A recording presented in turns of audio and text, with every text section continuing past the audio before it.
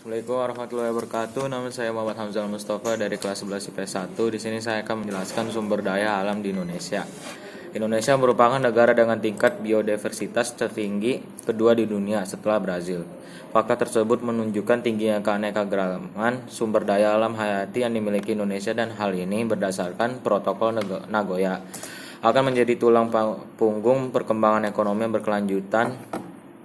Protokol Nagoya sendiri merumuskan tentang pemberian akses dan pembagian keuntungan secara adil dan merata antara pihak pengelola dengan negara pemilik sumber daya alam hayati, serta membuat penjelasan mengenai mekanisme pemanfaatan kekayaan sumber daya alam tersebut.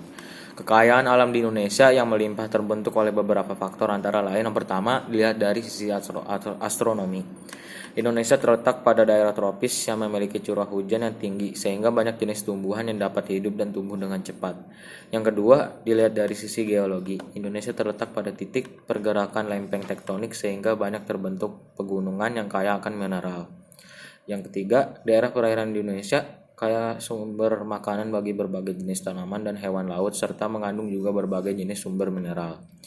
Tingginya tingkat biodiversitas Indonesia ditunjukkan dengan adanya 10% dari tanaman berbunga yang dikenal di dunia dapat ditemukan di Indonesia, 12% dari mamalia, 16% dari hewan reptil, 17% dari burung, 18% dari jenis terumbu karang, dan 25% dari hewan laut.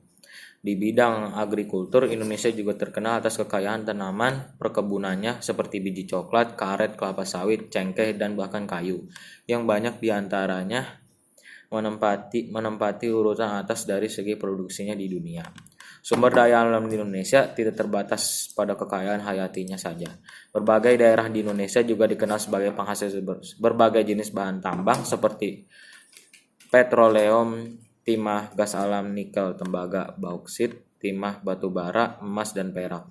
Di samping itu, Indonesia juga memiliki tanah yang subur dan baik digunakan untuk berbagai jenis tanaman. Wilayah perairan yang mencapai 7,9 juta kilometer juga menyediakan potensi alam yang sangat besar. Sekian dari saya. Wassalamualaikum warahmatullahi wabarakatuh.